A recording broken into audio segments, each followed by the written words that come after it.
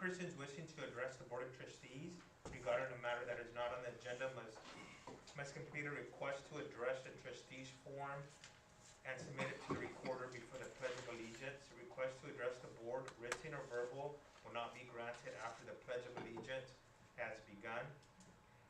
We will return back into... Cualquier persona que quiera dirigirse a la mesa directiva referente a un asunto el cual no está en la agenda, tiene que llenar la forma petición de dirigirse a la mesa directiva y someterla al secretario antes del saludo de la lealtad. Peticiones de dirigirse a la mesa directiva, escritas o orales, no serán permitidas después de que la promesa de lealtad ha comenzado. Thank you. We will go back into open session at 6:57 p.m. And then there's nothing to report at the moment. We will go ahead and go to item 5, Pledge of Allegiance. We'll go ahead and bypass that. We already did our Pledge of Allegiance earlier in the evening. Item 6, public comment. We do have one from Ms. Mary Alice Sandoval Bernal inviting the board to a migrant event, and I'll be forwarding you guys the electronic invitation. Oh, okay. Thank you. Thank you very much, staff. Let's move on to item 7, presentations, performances, and introductions. Item number 1, Alicante student oral language presentation.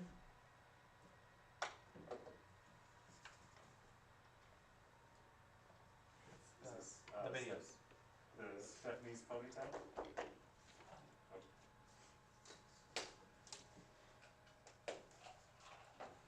These are from Alicante? Yes. So these two are the winners from Alicante.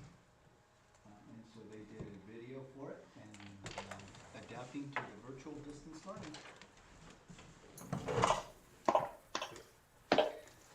Stephanie, Robert Nurse.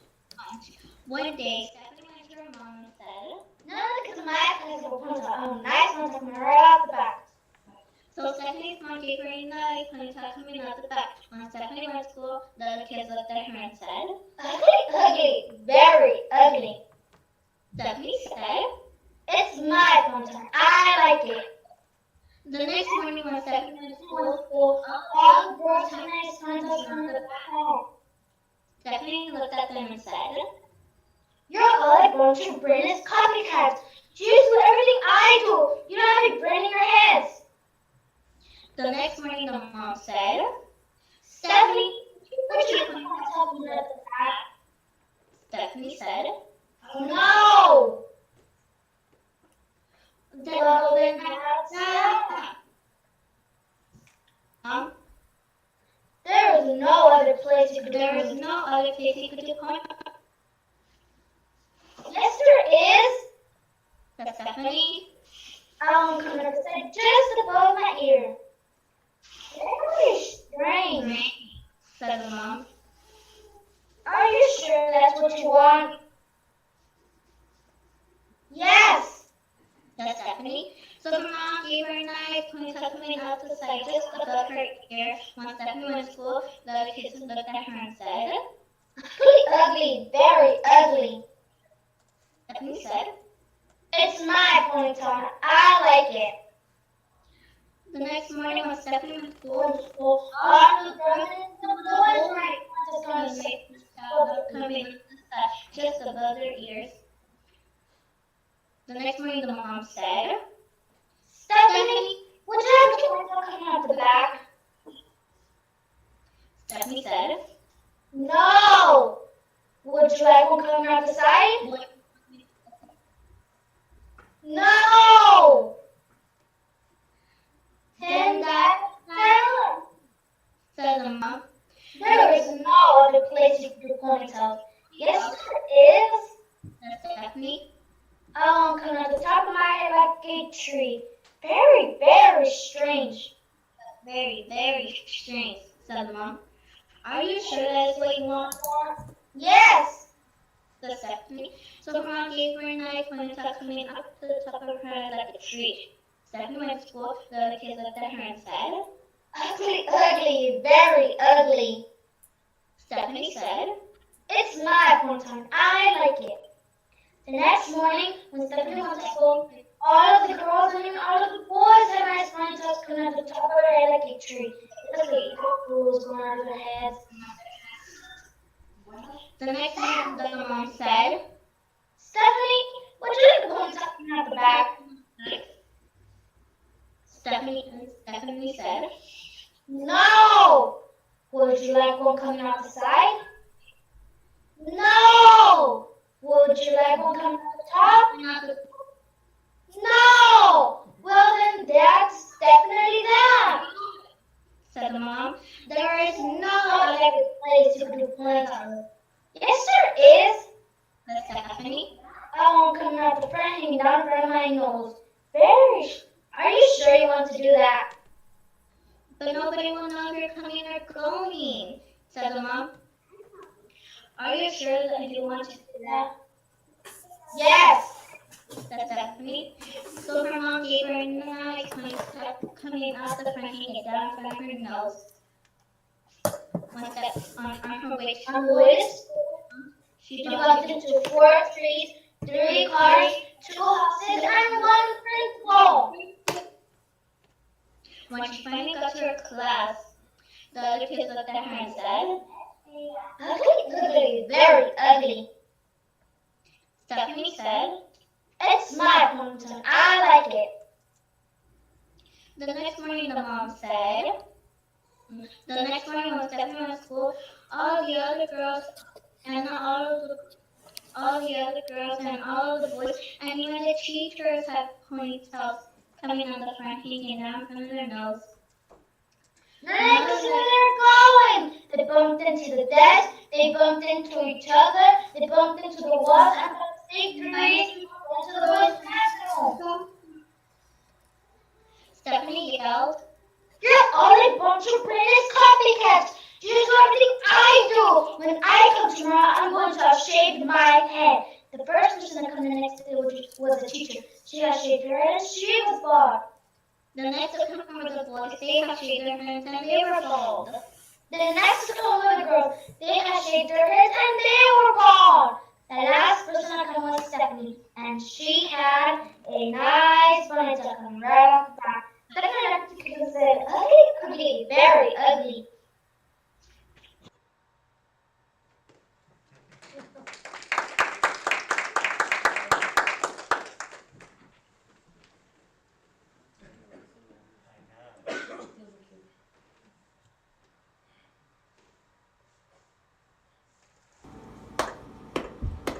The 13 Nights of Halloween by Guy Vasilovich.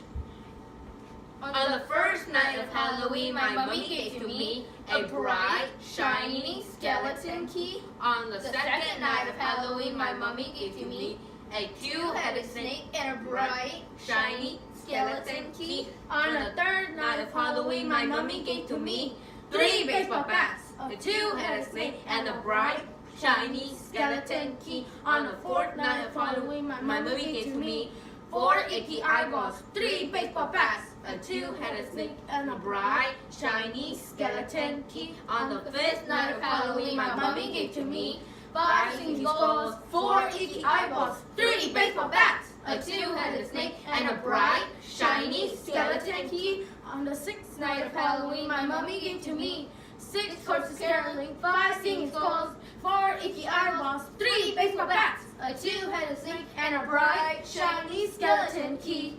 On the seventh night of Halloween, my mummy gave to me 7 goblins gobbling, 6 corpses caroling, 5 singing skulls, 4 icky eyeballs, 3 baseball bats, a 2-headed snake, and a bright, shiny skeleton key. On the 8th night of Halloween, my mummy gave to me 8 marching mutants, 7 gobbling, 6 corpses caroling, 5 singing skulls, 4 icky eyeballs, 3 baseball bats, a 2-headed snake, and a bright, shiny skeleton key. On the 9th night of Halloween, my mummy gave to me 9 werewolves waiting, 8 marching mutants, 7 gobbling, 6 corpses caroling, 5 singing skulls, 4 icky eyeballs, 3 baseball bats, a 2-headed snake, and a bright, shiny skeleton key. On the 10th night of Halloween, my mummy gave to me 10 jingle dancing, 9 werewolves waiting, 8 marching mutants, 7 goblins gobbling, 6 corpses caroling, 5 singing skulls, 4 icky eyeballs, 3 baseball bats, a 2-headed snake, and a bright, shiny skeleton key. On the 11th night of Halloween, my mommy gave to me 11 witches witching, 10 demons dancing, 9 werewolves waiting, 8 marching mutants, 7 goblin gobbling, 6 corpses caroling, 5 singing skulls, 4 icky eyeballs, 3 baseball bats, a 2-headed snake, and a bright, shiny skeleton key. On the 12th night of Halloween, my mommy gave to me 12 ghosts a ghosting, 11 witches witching, 9 demons dancing, 9 werewolves waiting, 8 marching mutants, 7 goblin gobbling, 6 corpses caroling, 5 singing skulls, 4 icky eyeballs, 3 baseball bats, a 2-headed snake, and a bright, shiny skeleton key. On the 13th night of Halloween, my mommy gave to me 13 thirsty vampires, 12 ghosts a ghosting, 11 witches witching, 10 demons dancing, 9 werewolves waiting, 8 marching mutants, 7 goblin gobbling, 6 corpses caroling, 5 singing skulls, 4 icky eyeballs, 3 baseball bats, a 2-headed snake, and a bright, shiny skeleton key.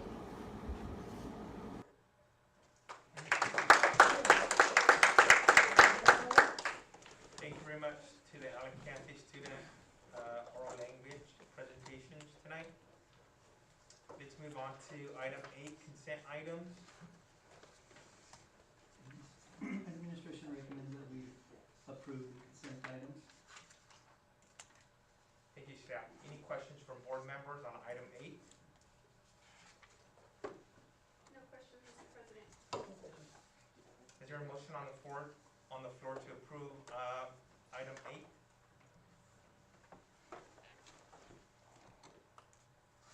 I motion to approve consent items number 8. There's a motion on the floor from member Lopez, second. I'll second the motion. Second from member Santana. All in favor? Aye. Any abstentions? Motion carries. Item number 9, personal administration.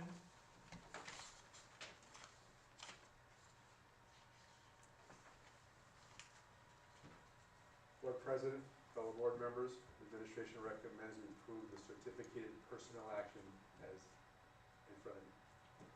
Mr. Lopez, I think in this particular item, I must abstain. we need to abstain.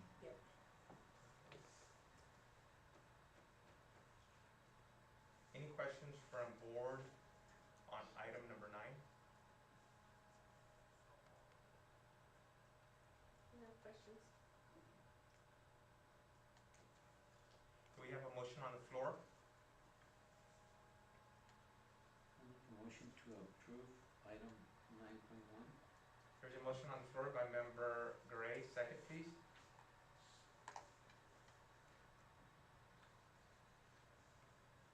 I will second that, Mr. President. Second by member Velasquez, all in favor? Aye. Aye. Any abstentions? Aye. Can we pull roll on this item? Member Santana Garibaldo, Yes. Member Lopez, I must abstain due to conflict of interest. Member Garay, Yes. Member Velasquez, Yes. Member Atondo. Yes. Motion carries. Let's move on to item number 10, business administration. You have a 9.2. 9.2. Oh, 9.2, sorry about that. 9.2, Mr. Board President, fellow board members, administration recommends to approve the classified personnel action items as noted on your agenda. thank you staff. Any questions from board? This is the domino effect, correct? Correct.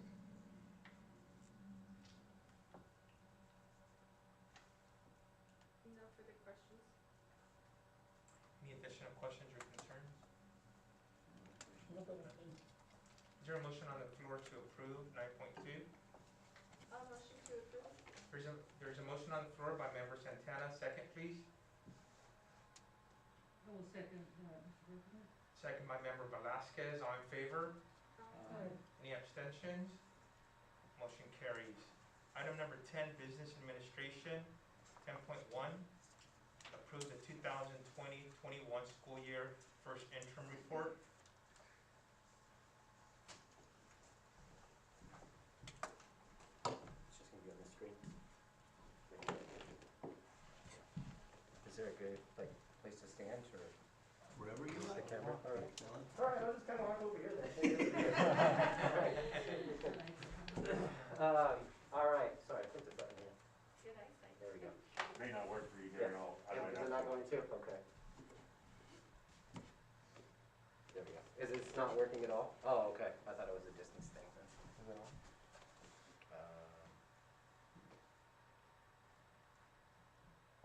No. Okay, sounds good. All right, well, I'll stand over here so I can maybe see the numbers a little better. This is the first slide that we come to. I'm sorry. This is the 2021 first interim presentation. Gary Phaedra, the business manager here. And this is just our first update to the budget as of October 31st, as we have more developments as we go through the year. This right here is our Form A. This is our attendance. These numbers were held harmless from the prior year. So we're going to be funded off of our 1920 P2 ADA, which as you can see was 2819 and some change. And if you go to the next slide. And so on this portion right here, district funded county ADA, these are special ed children that we have over at the county offices currently. There's about 4 ADA that's added to this for our total being 2823, and that is what we're funded off of. Next slide, please.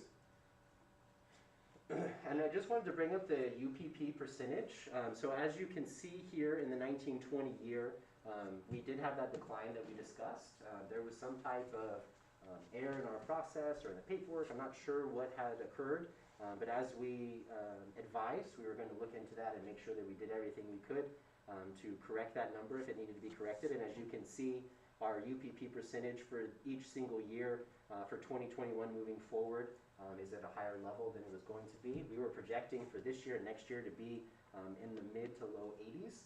And instead, for our single year, we're going to be at 93%, and we're funded off the 3-year average. Should that hold, it will help pull us back up above 90%. And go to the next slide, please. This right here is our Fund 01. These are our revenue sources that you see normally. Our LCF revenue up about 10%.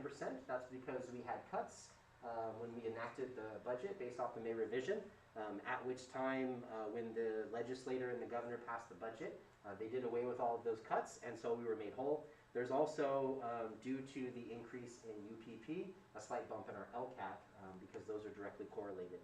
In looking at the federal revenue and other state revenue, you can see how much they changed there. There's quite a difference in both the federal and the other state revenue. And as you can see, go to the next slide, please. This is a breakdown of those changes from those sources. So this is where the change comes from. As discussed in the LCF revenue, that comes from the no cuts and also the slight increase in UPP. And then looking at our federal revenue, many of those are title programs. There's adjustments that happen throughout the year. Our allocation changes, our carryover balance needs to be trued up at certain points in the year. And so you can see there's a list of all of the types of revenue as well as the resource codes those belong to. And those numbers in the green boxes are the totals, and those will line up with the differences in the column that you saw on the prior page. And you can also see from the other state revenue, there was some things where there was no more cuts to ACES, as well as they allowed us to carry over some monies that we had not spent, which is an unusual practice for ACES. And also, too, just some other changes that we made along the way. And the next slide, please.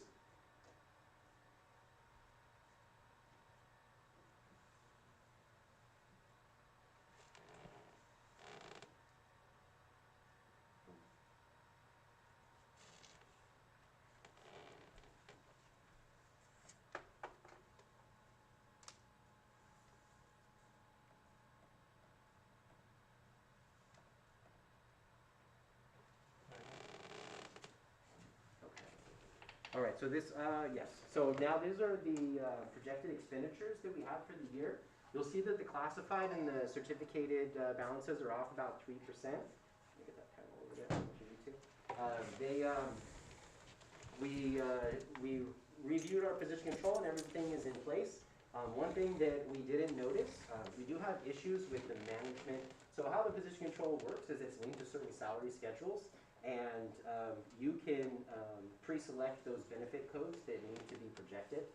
For whatever reason, because our management salary schedule is a combination of certificated and classified, sometimes when we do rollovers or certain changes, it affects those benefits. So not everybody on that pay salary schedule receives the same benefits. Where if you have a certificated salary schedule, they're all in STRS, and if they're classified, mostly they're all in PERS or Social Security. And so what has occurred here with the benefits being off by such a large margin, as I discovered earlier today, was that it was misprojecting those benefit amounts. It was putting staff members that were not in STRS into the PERS and vice versa with the management staff. And so I went through and I made all of those updates, but since this is how the finalized report was completed, that is how it has to be voted and approved. But we'll be correcting that as part of second interim. And then you can see here that a lot of the change in books and supplies, the majority of that is from our federal one-time CARES Act money.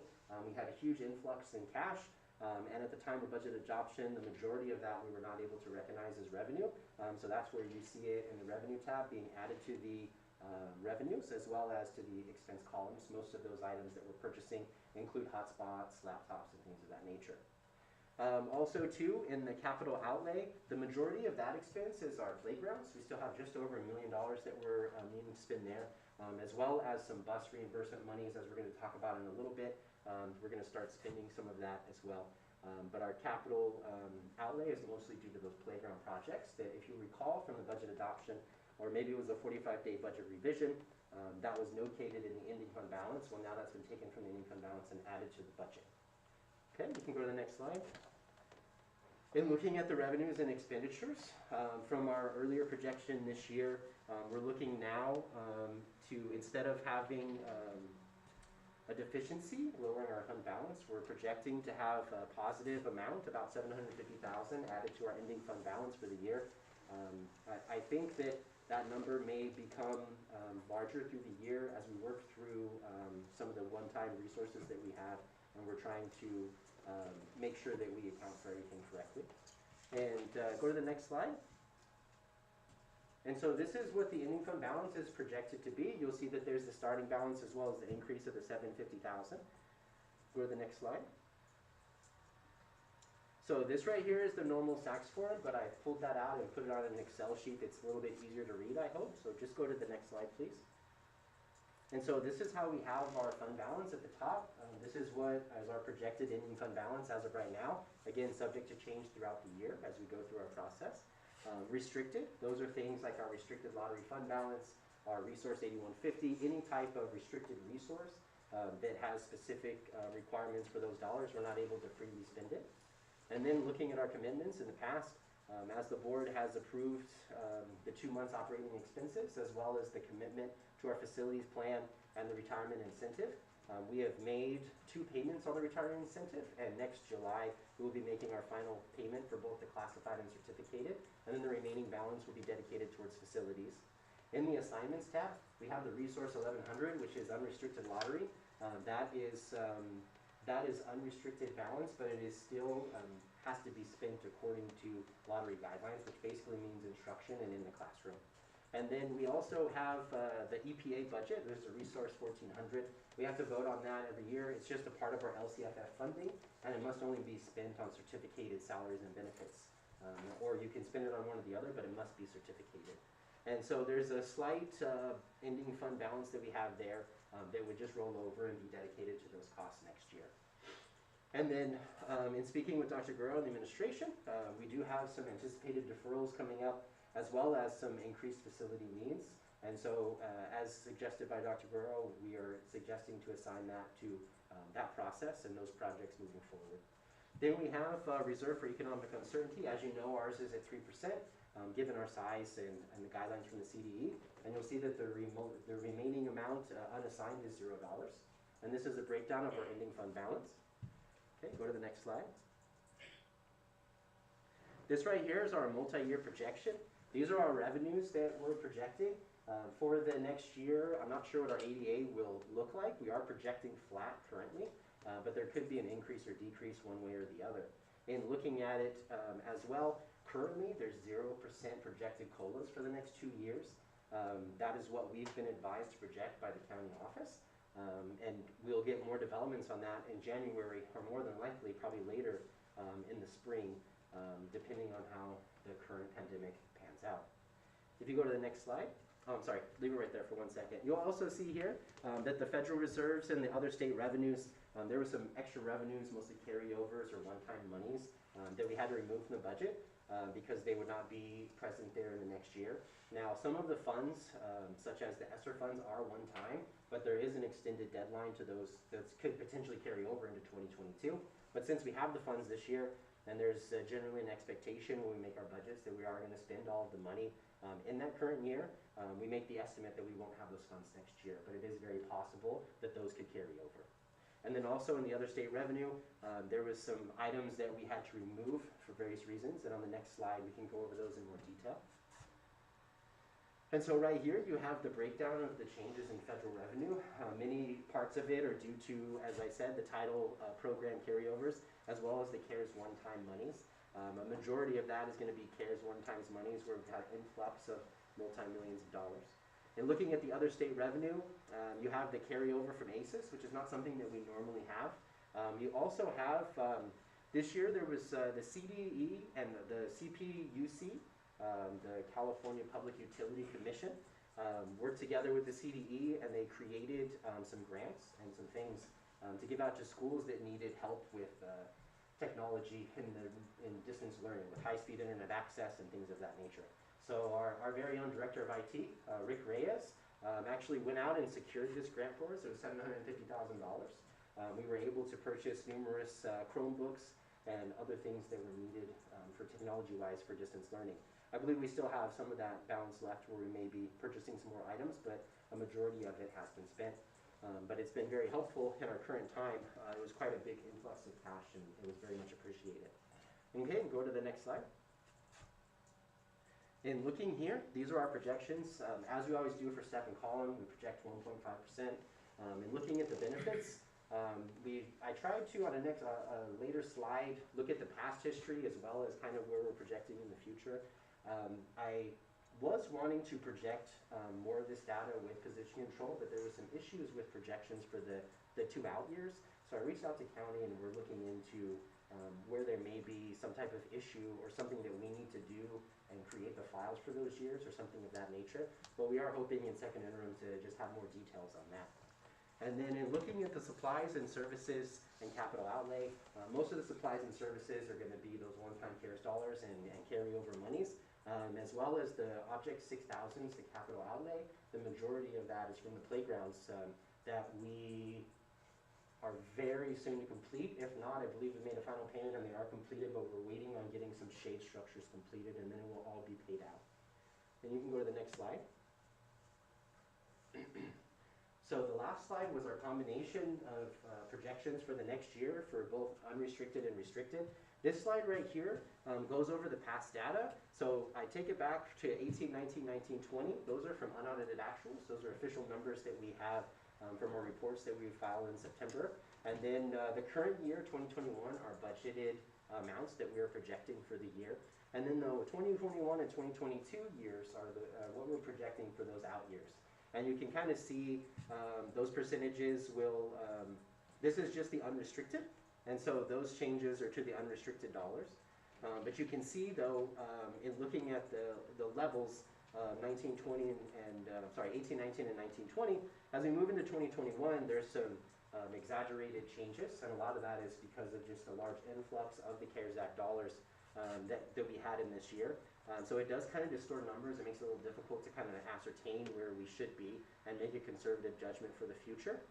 But in looking at that, I tried to look at the past couple years of actuals that we have and kind of get a reasonable amount of increase for the next year or what we should be expecting. On the next slide, you'll have the restricted expenses with the same type of breakdown.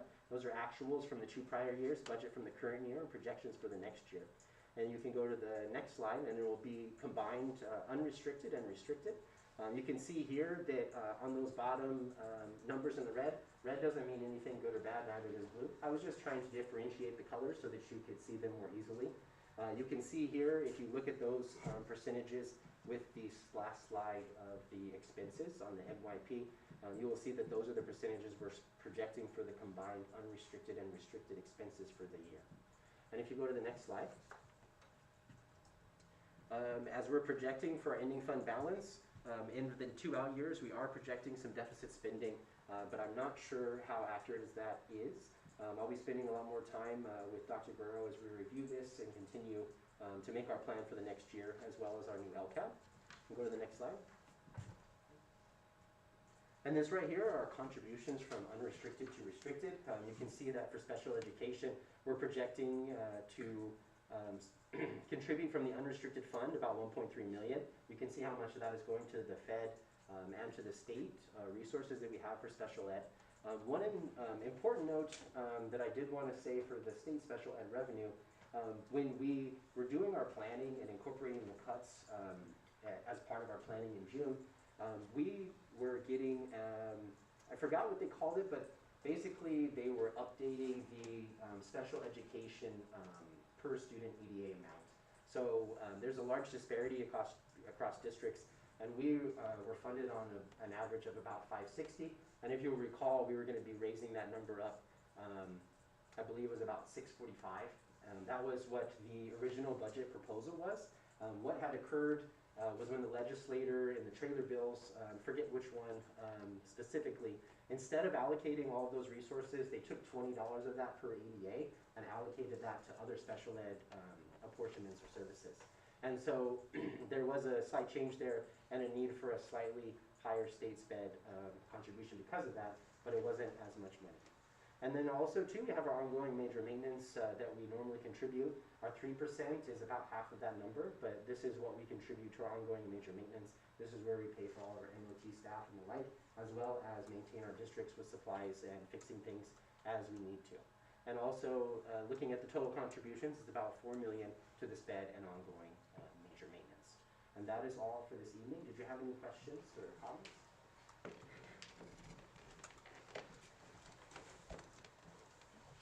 Board members, any questions or concerns? No question. No question. Thank you, Mayor. Thank you, staff.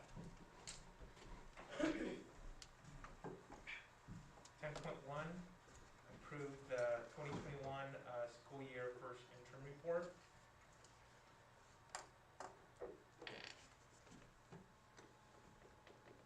I'll make a motion to approve item 10.1. There's a motion on the floor by Member Garay, I'll second it. second by Member Lopez. All in favor? Any abstentions? Motion carries. 10.1, approve the developer fee resolution number 2021-08. The administration suggests that you approve this item, as it is a standard feature for developer fees that we must report how we have received them and what we are spending them on. This must be completed 180 days after the fiscal year is closed. Since we are in the facilities hardship process, all of our developer fees that we receive from the time we have entered into that hardship process are encumbered towards those projects. So as long as we're in that process, anything that we receive in this fund will now be dedicated to those. And we will still just have to continue accounting for how we receive the money and how we plan to spend it, which will be on those projects. Thank you, staff. Any questions from board on 10.2? No question. No questions? Is there a motion on the floor to approve? I'll motion to approve item 10.2. There's a motion on the floor by Member Santana. Second, please. I'll second it. Second by Member Lopez. All in favor? Aye. Any abstentions? Motion carries. Item number 10.3, approve the GASP 74 study. This is for it's an actual study that we must complete as part of GASP 75 for our retirement benefits, healthcare benefits that we have. This estimates our liability that we have accruing as staff members are retired or continuing to work and earn the service credit. Thank you, staff. Any questions from the board? No question. No questions? Is there a motion on the floor to approve? a motion to approve, 10.3, Mr. President. There's a motion on the floor by Member Velasquez. Second, please. Second the question. Second by Member Gray. All in favor? Aye. Any abstentions?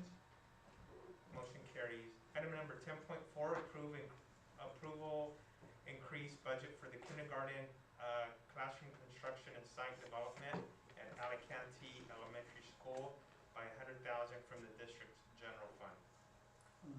This is due to the costs of the project rising. I'm being told that the subcontractors came a little bit above what was anticipated for the contract. So that's, just to be transparent, we wanted to put that there so you'll know that you're gonna approve the general contract, lease back with Viola, and that, but it's gonna be over by $100,000 because of the situation that we ran ourselves into. The subcontractors are coming in a lot higher than anticipated. So it's over $100,000. That we're labeling under the playground? What was that? But what we're seeing here is the playground. Yes, they separated that so we can fund the playground with these funds. It's a way that they could separate that little project or that piece of the project. So when it does turn into the state, it's at the granted amount for the project. So it's not over, because we can't go to the state and say, give us this extra $100,000. The state's gonna say, no, this is what you're getting for this project based on hardship. Anything above, we have to kind of come up with the funds, and the way they did it is just separated out the playground. What prevents them from doing this to us again, like Doing what? asking us that they went above and now we have to approve more money? Because from what I understand, this is coming from the general fund, correct? Yes, it'll come out of the Fund 35. Yes. It's hard to predict because it's all about the going market rate. It's all about what contractors or subcontractors, in this case it was the plumbing, electrical, that came out higher than we anticipated, than we did at Lamont. That Lamont was a little cheaper compared to Alicante. Those subcontractors came up with the higher one, and they noted that it was because of the pandemic. It's costing a crunch on the workforce, therefore resulting. One could argue that basically, they're looking for anything any excuse. So this was one way that they can submit the contract to the state for funding and still meet the threshold of hardship. So we don't make it look like we're asking for more money that the state wasn't going to approve.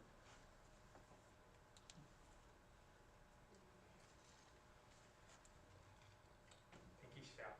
Any additional questions from board members?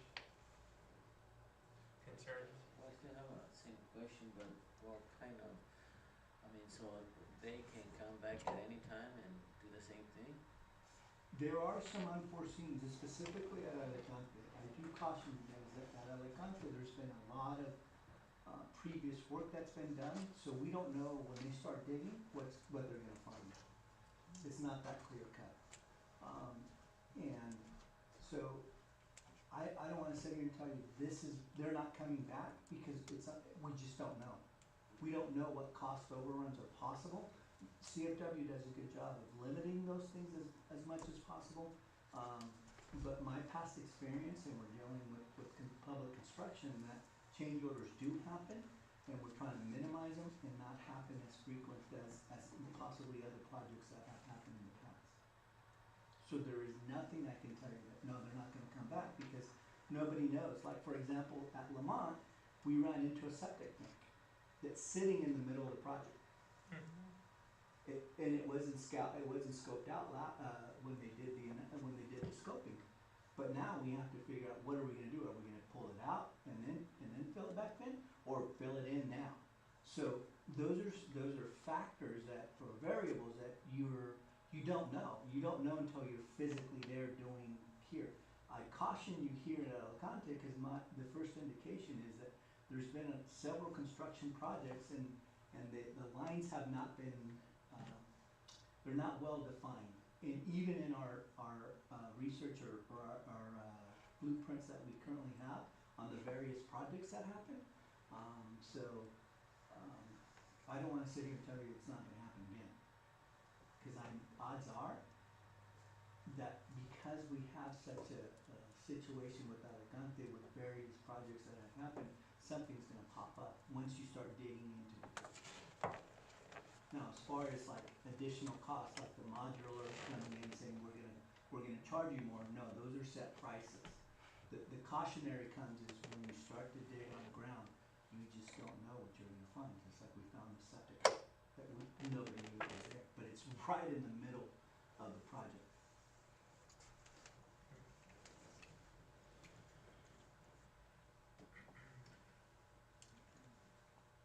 Any additional concerns, questions?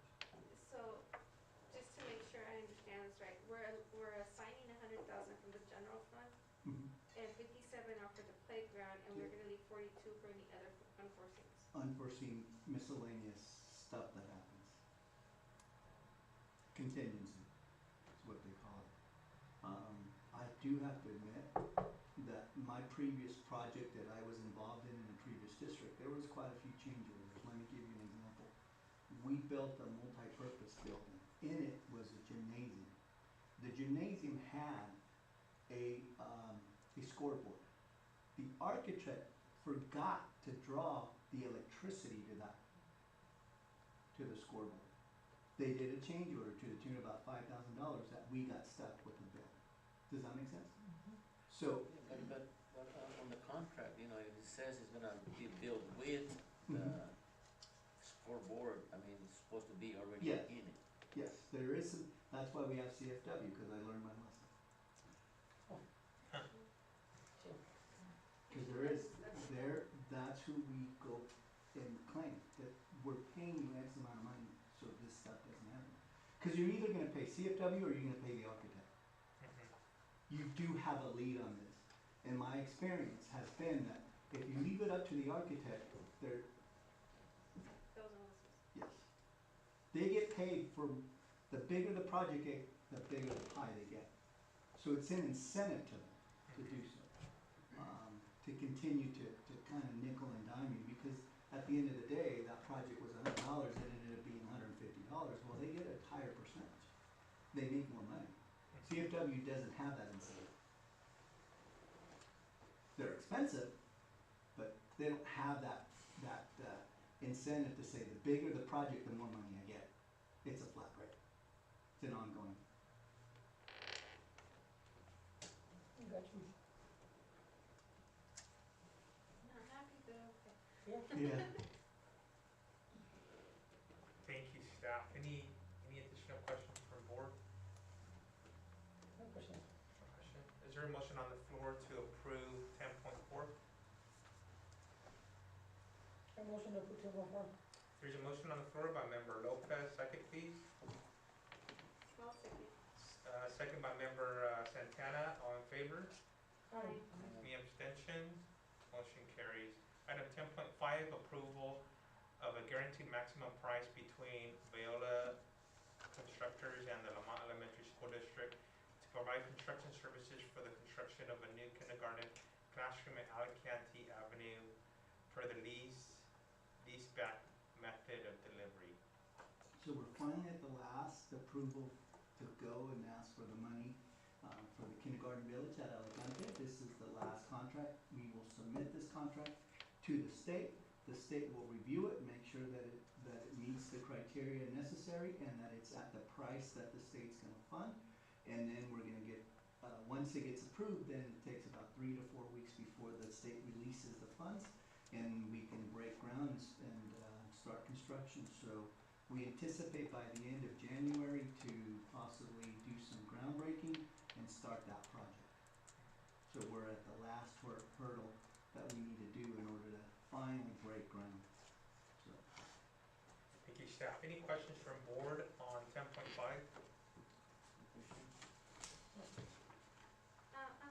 Antonio, on that one, the other two attachments that are on there, they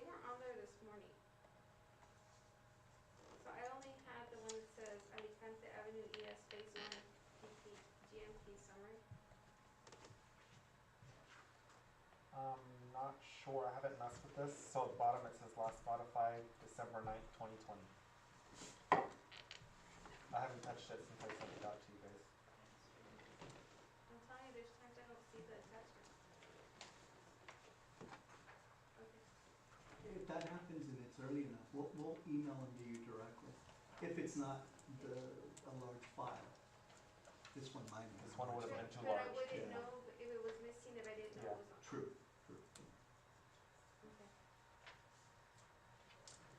Okay. Any additional questions? Any question, Mr. President? A motion to approve. There's a motion on the floor by member Santana, second please. I'll second that motion. Second by member Garay, all in favor? Aye. Any abstentions? Motion carries. Item 10.6, approved school bus purchase. This is the bus that we're gonna purchase with the reimbursement from the San Joaquin Valley Air Pollution Board. Also attached, I just handed you guys out that this last year's bill back for transportation ended up coming in at $172,000, which is substantial, and I mean substantial amount from the previous year, which was about $76,000. So it's over almost $100,000 more. 2 years ago, they were transporting 2 to 4 kids. Last year, it was 8 kids. So you can see the cost associated to maintain the Kern County School Office of the Superintendent continue to provide this transportation for the special ed. It is in our best interest to purchase this bus, hire the staff necessary, and let us start to do this instead of the county. I have attached there as well, not only the last few years' bill back, but I also attached a letter from the county letting us know that, hey, we're stuck with $172,000 cost for transportation for last year. That is our share based on the formula they utilize with the county, and it's one of those non-negotiable situations. So if we approve this bus, we'll get the staff, and then we'll notify the county that we're gonna incur, that we're gonna be responsible for taking our kids to the county programs, special ed county programs, and so we no longer would need to pay for this cost. We would incur it. Thank you, staff. Any questions from board members on 10.6? No, Mr. President. No questions. Is there a motion on the floor to approve? I make a motion to approve 10.6, Mr. President. There's a motion on the floor by member Velasquez, second please. Second it. Second by member Lopez, all in favor? Aye. Aye. Any abstentions? Motion carries.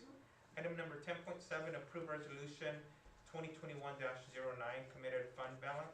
As Mr. Federe indicated in his presentation, there are some costs in the future costs, and as we did today, the unexpected costs in our facility program, that we need to make sure that we have those funds necessary. And so my recommendation is that we allocate the current fund balance to the facility program that we've laid out. Thank you, staff. Any questions from board? Any question, No Mr. questions. President?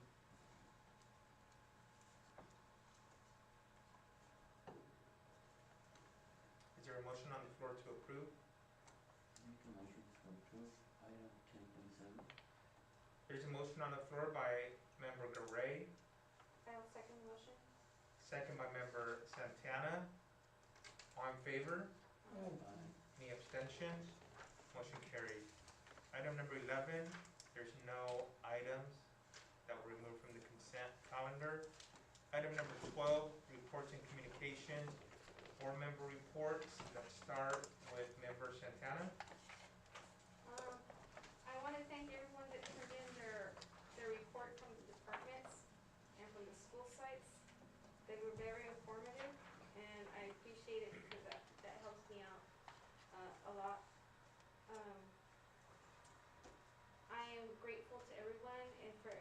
work, and I know this is all stressful times, so I appreciate everyone. Just want to make sure that everyone understands that I'm very grateful for every single one of you in the teams.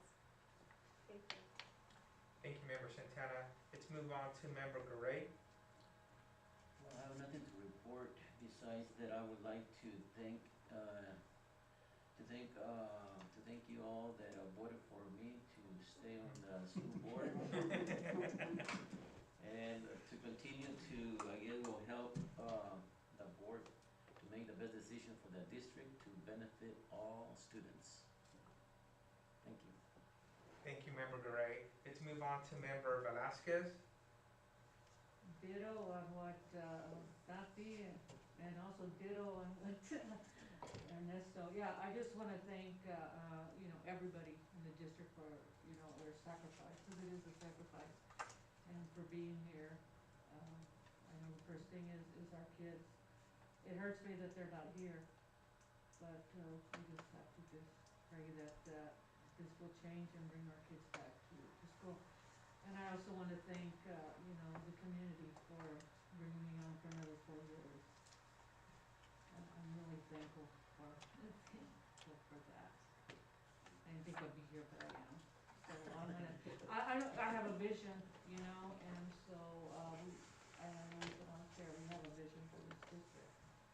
And I think, we have a good team here that we have. Not only the board, but also our employees. You guys, number one, appreciate all your work, Dr. G, everything.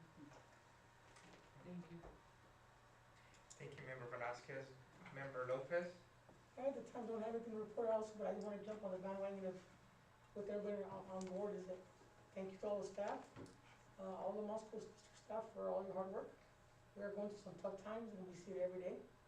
And without you guys putting all the hard work you have been, we wouldn't be afloat right now. So thank you all very much. Appreciate it. We're all very appreciative. Thank you, Member Lopez.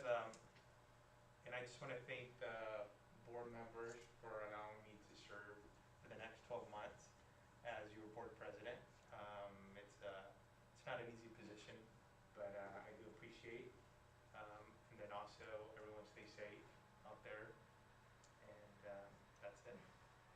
Let's move on to item 12.2, Superintendent Report.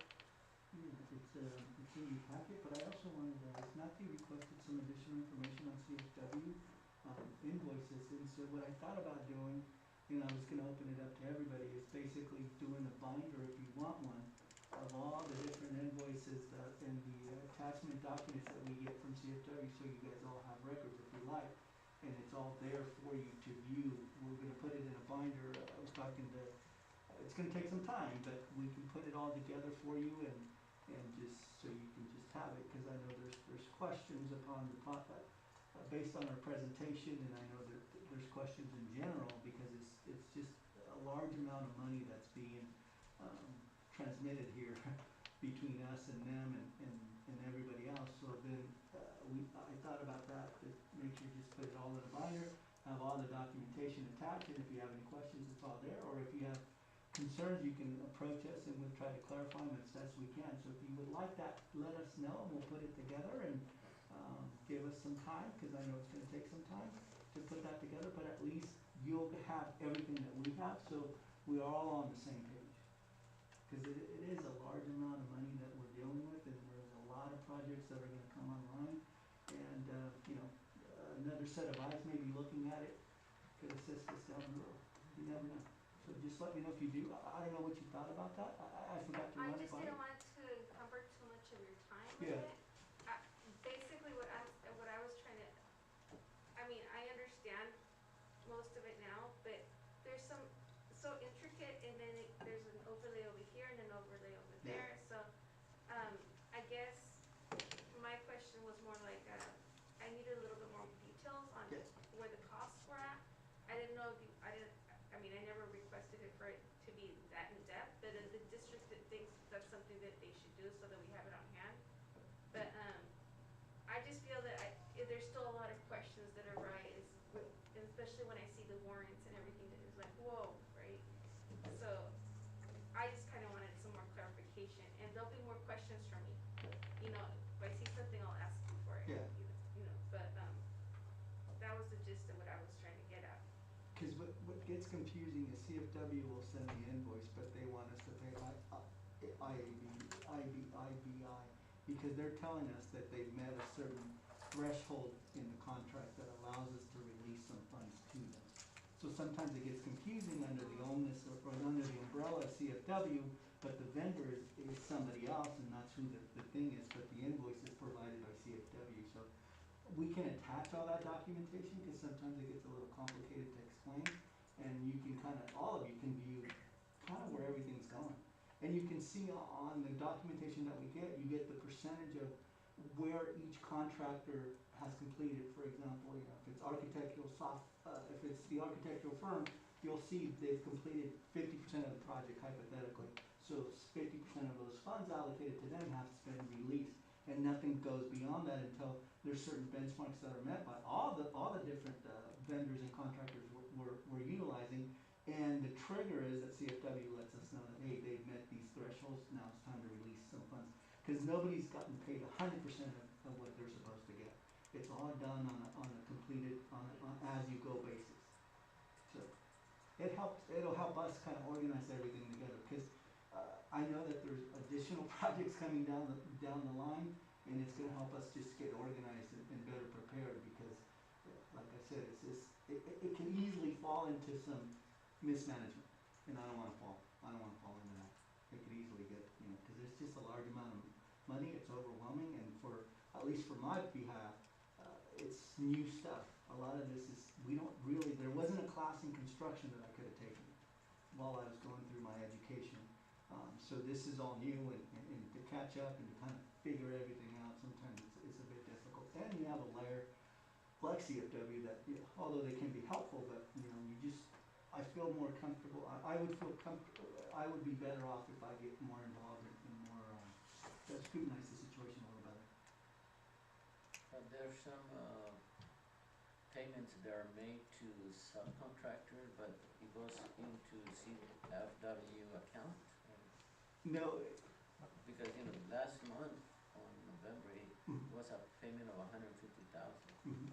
So it was probably. Do you know who it was to? It's either it was to CFW, but on the invoice. On the invoice it says something for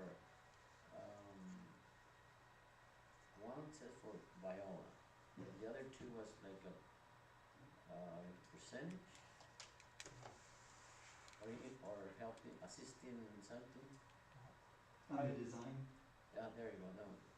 I'd have to look at the invoice, but I don't know if you recall off the top of your head. I don't know that we released an amount that large to CFW in the last couple of months. It was 3 payments. Yeah. But Okay. the total was 100. Okay. But to CFW. And there was 2 additional ones after that one, that each one were for $20,891.39.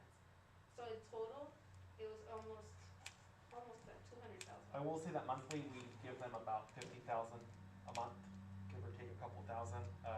That's including their project implementation or facilities implementation for the Kinder grant fund program, and the non-Kinder grant programs. So the invoices separately, just so that we can track those monies separately. But other than that, right now we're not really issuing any additional payments. Normally, during non-COVID times, we also have some PD and some academy implementation services, so that invoice gets larger. But right now it's right around $50,000 a month. What we are getting more is from the architects or the contractors to issue payments as those projects start rolling and being set. Those payments go through CFW. So CFW sends us, they have their title page where they say we recommend this for payment, and they've done 10% of the project, so 10% of this, or our invoices are not sent to the district. The contractors send the invoices to CFW. CFW then sends us the invoice saying we recommend this for payment, and we issue payment to the contractor or to whatever firm, not CFW. Wait, that's the confusion. You're talking Yes. about the warrant system this Right, month, yes, for this, right? yes. So on the warrants for this month, for CFW, there's some that add up to 150, and then there's two separate ones that are $20,891, two of those exact amounts. But then we have IBI that also charged us $39,705 and $743. So that's why my question came about, Yeah. because I thought IBI was one of the ones that got paid or invoiced through CFW. So that's why I was like, okay, the 150 might be for architectures, because now we're advancing in our project. So that's what came about with my question, because I was confused. And the confusion is that CFW sends us the invoice. Does that make sense? So it makes it look like we're paying CFW, but CFW is just letting us know that IBI finished X amount of the project, released its funds, but it's all under the umbrella of CFW when it's invoiced. Does that make sense? So on the warrants, they're labeled CFW though, right? I believe, Because I on don't, the warrants, it it says CFW. no, It shouldn't be, so I'll have to look at it, Yeah. that way I can know exactly what you're talking about, and pull up those invoices so that I can tell you exactly what it's for, because, like I said, off the top of my head, I can't tell you what it was. Some of these warrants are back from, October, and we get at least 20 invoices every 2 weeks, either from CFW or from some other contractor. Sometimes it's only $1,000, sometimes it's 5,000, others are in the hundreds of thousands, just depending on what services they're providing for the district, and how many invoices they send us at a time. See, and I totally understand that, but I think that you and I are on the same page, that we're thinking that we had understood that some of those were gonna be built, like IBI would have been built through CFW, so I was confused why there's two different. And so just to clarify that, CFW does not pay any of our invoices. They send us an invoice and recommend it for payment, but payment is issued directly to whatever contractor or firm is providing those services. So, okay, we're gonna have to have further Yeah. discussion. Yeah, That's I mean, right. you post, those payments through CFW, CFW. according to They're the posted warrants. right here. So those that are posted that way, those are payments to CFW. Correct. Those are not payments for vendors. So that's why you see So why CFW did- So and why then did you see. CFW get 150,000? Right. That's where I have to see what exactly it is we're talking about, and I have to go back and pull the invoices. So would it be better, for Tatiana, to go ahead and create that binder for us? I think that it would be beneficial to all of us, so that we need to have this really well, we have to have knowledge of this, and we need to know what's going on at all times. So this is gonna be a learning process, I think, I know Dr. Guerrero's already in, but he's gonna have to teach us as well. yeah, So can we yeah, I'll go put ahead it and, together, okay. and we'll bring them, and then we'll kind of hand them out to you guys, and just kind of take you through the process and how it kind of works.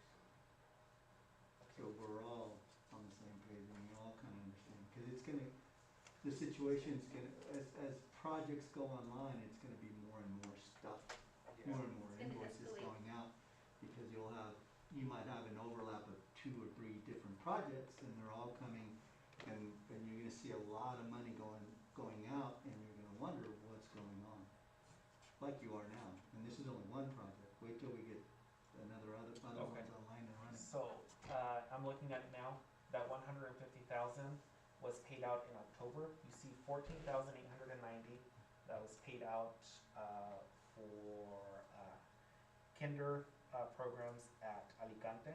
23,233 that was paid out for kinder, facilities implementation at Lamont. And then 112,332 that was paid out. That's part of the 2% of the almost 6 million in allocation that we received from the state. And so that's why that warrant was for 150,000. Normally, we don't send payments that large to CFW. The reason it's that large is because of that 112,000 that came from the 2%, after we were awarded the construction money, for the Kinder Village at Lamont. Does That's that part make of sense? the other contract. And sometimes they get behind, we get behind on the payments, so. Oh, okay, I was and gonna you get ask, that was my released, next question, if it was approved It was in the long city. ago, now he just barely got it, Yeah, the percentage. yes, yes. That's what it Because seems like, sometimes they'll invoice us, but we won't pay them until we receive funds. yes. So we can sit there for a month and they'll call us, say, when are we gonna get paid, when we get money? And so sometimes Gary has to call the county clerk, to see where our funds are at. Just because we're paying these invoices with state funds. And, yeah, and then said, sometimes it's multiple invoices hitting on the same month, so the number looks really huge. But it's because either there's a delay in the payment somewhere along the line, something happened, and now they're finally being dispersed. Because sometimes, yeah, we do hold on to them until we get the funds that are necessary. Thank you very much. Let's move on to 12.3, Director 2, Instructional Services.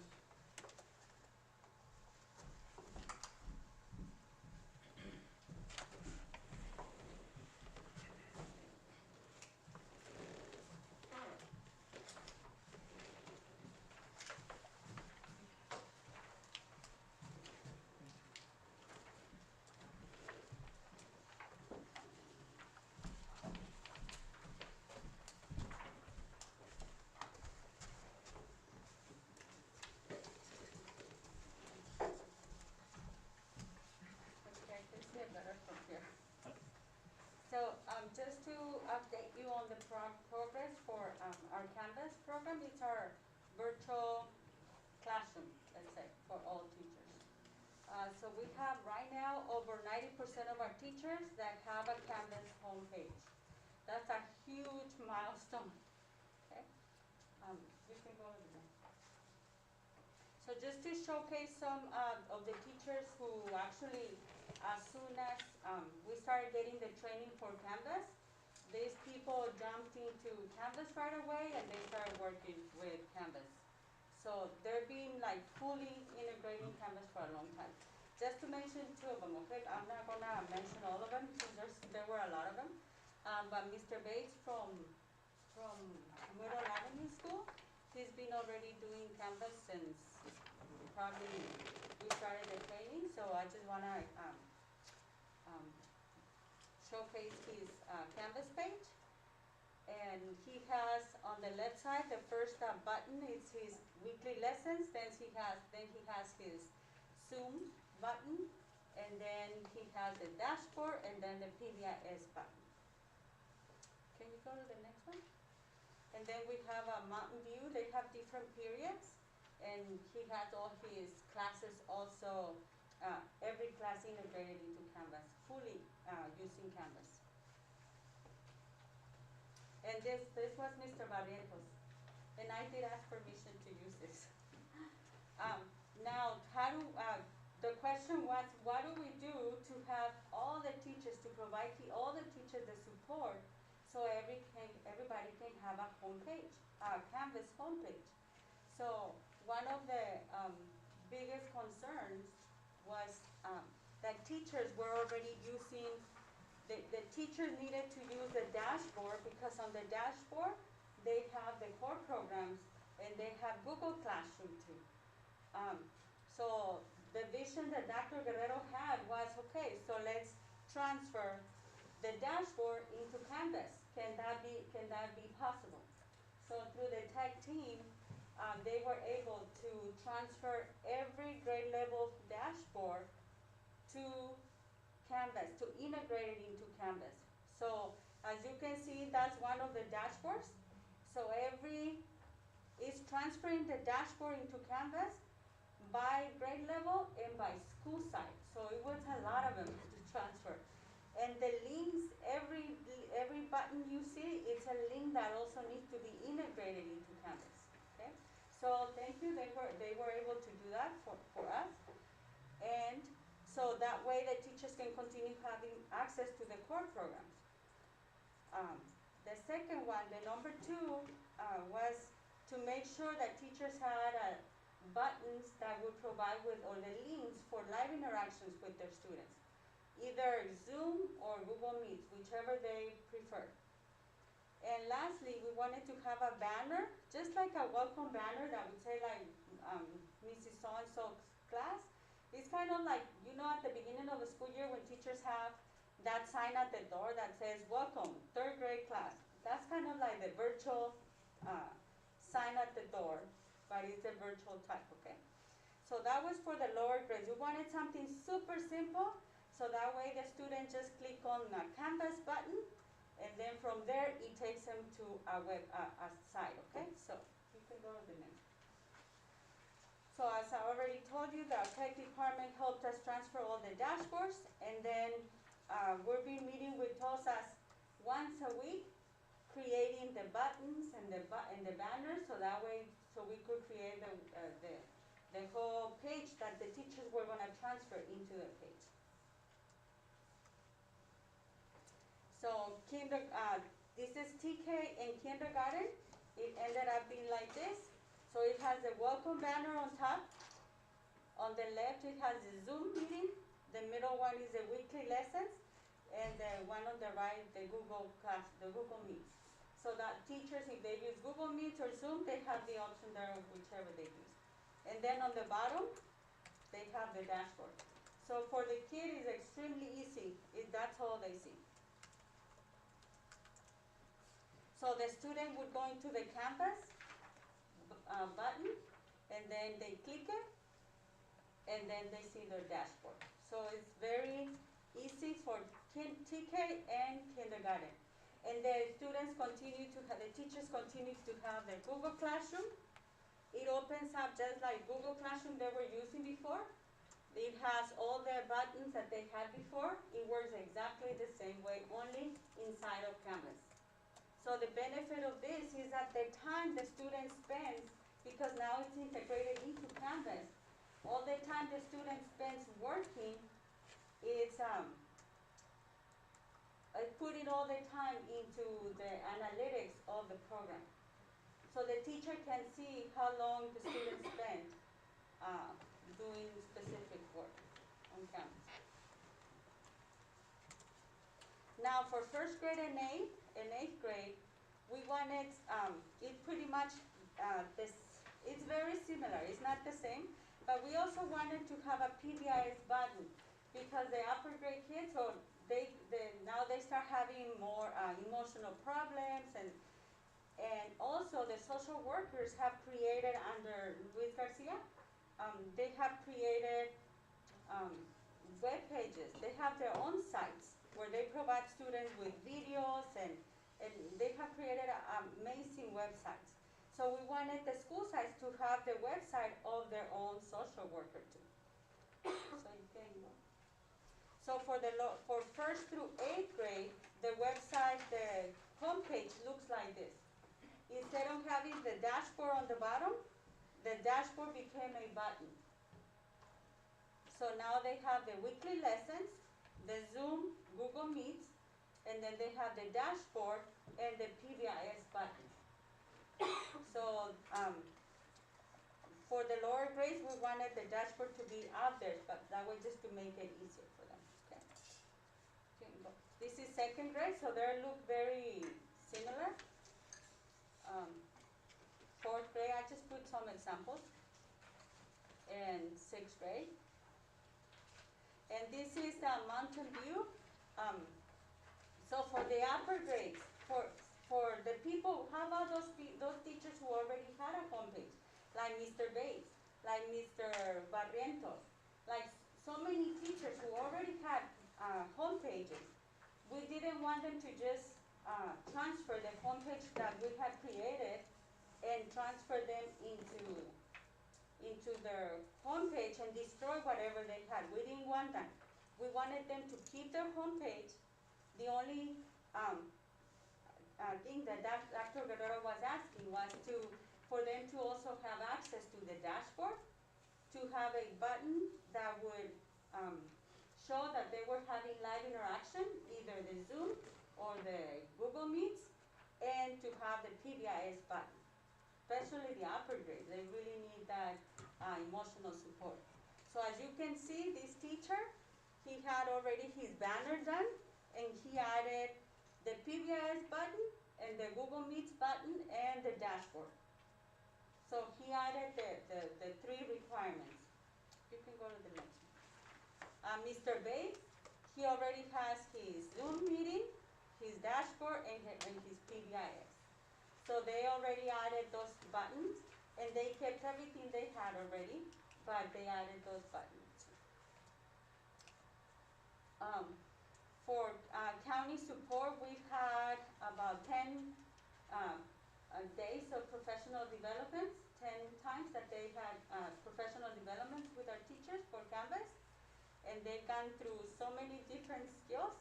At the last one, actually not the last one, the one before the last one, December 1st, the county Canvas trainers, they had the teachers transfer the home pages, the Canvas home pages, to their own home page.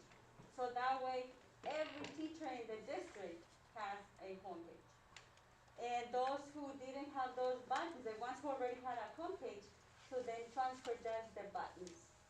So at the end of the training, the goal was that every teacher had a complete home page. Okay.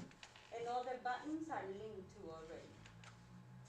So for the upper grades, the students would go to the button, Canvas, they click it, and then, let's say if it's 4th grade, that's what they get to see. Okay. Every dashboard also, the tech department was able to send down 2 additional buttons. We already added them to all student dashboards. The first button is going to be a respond to intervention program that we're working on. So we're developing a respond to intervention, so that way students can have access to the reading program, a math program, and a Spanish reading program for the dual immersion kids.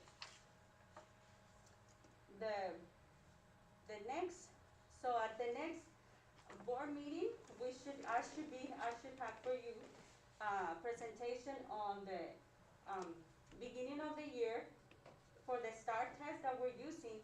The beginning of the year, a comparison of beginning of the year in trimester 1.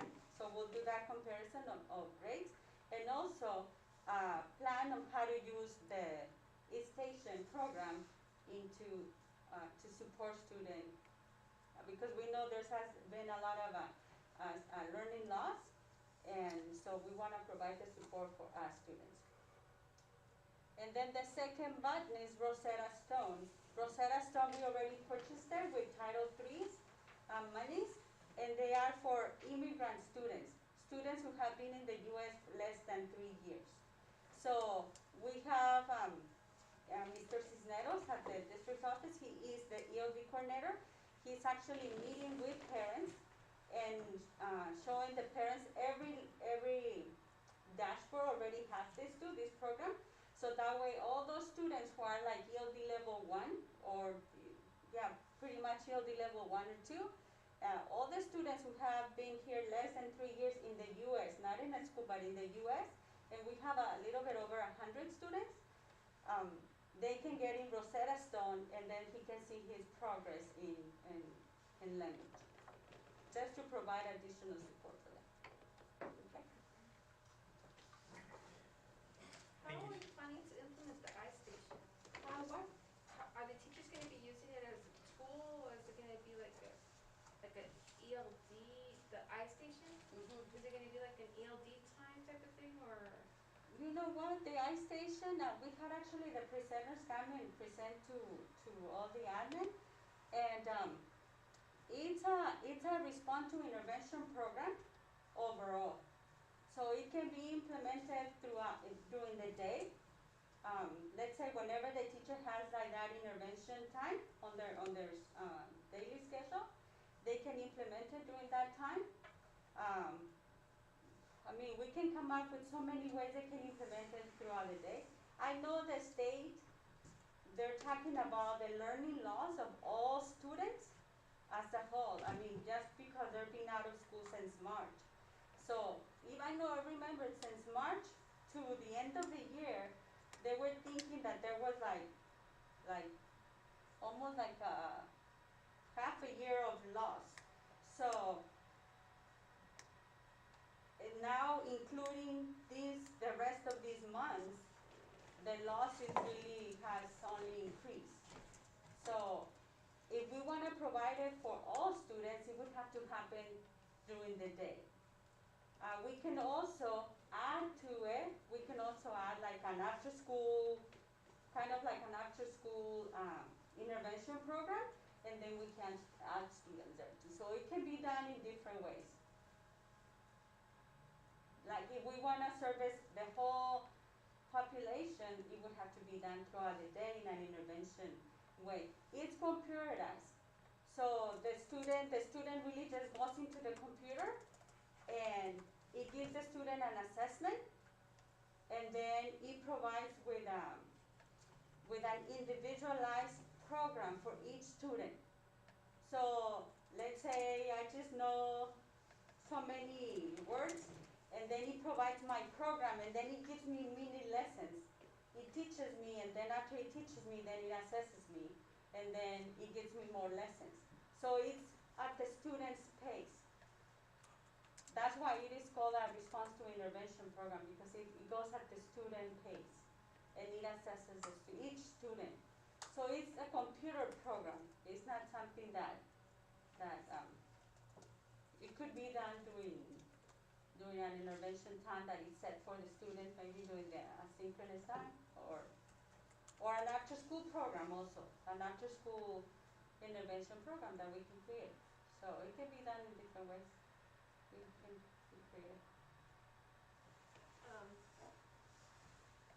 How about Rosetta Stone? I saw that in Mr. Cisneros' ELD report. Yes. The Rosetta Stone. Is it the same way that it's just assigned periodically, or how are the students utilizing that? That's just on their own free time, or is that during ELD time, or No, that's after, we're asking them to do it after school. after school? Yeah, but he meets with the parent and the student. And he's actually, the way we wanted to do it, to really have the parent work with the student, is if the parent also wants, we can have the parent, through the parent center, because we have licenses through the parent center, and our parent center is offering also Rosetta Stone. So if the parent wants, we can give the parent a license, and they can also do Rosetta Stone with the student. That way they can both be working together. So that's how we're doing it. We're giving it to the parent and to the child. So with the iStation, we're still working on that. That's something that's, Yes, we have a program, but you guys are trying to develop a plan how to implement it. yes. Thank you. So thank you. Thank you, staff. Any additional questions from board? None? Let's move on to 12.4, Director 2, Administrative Services. Nothing to report at this time. Thank you very much. Let's move on to item number 13, Correspondence. Thank you very much. And then let's go, item number, Do you know why we didn't get Myrtle's? It wasn't turned in. We didn't have anything turned in from our lobby. I think the same was for last month, if I'm not wrong. I think there was quite a few last month, wasn't it? Yeah, that one. Or something. I will look into that one. thank you very much. And then, do we have closed session? I don't know anything else you guys. have Nothing anything more? else? I thought we had some items. I covered it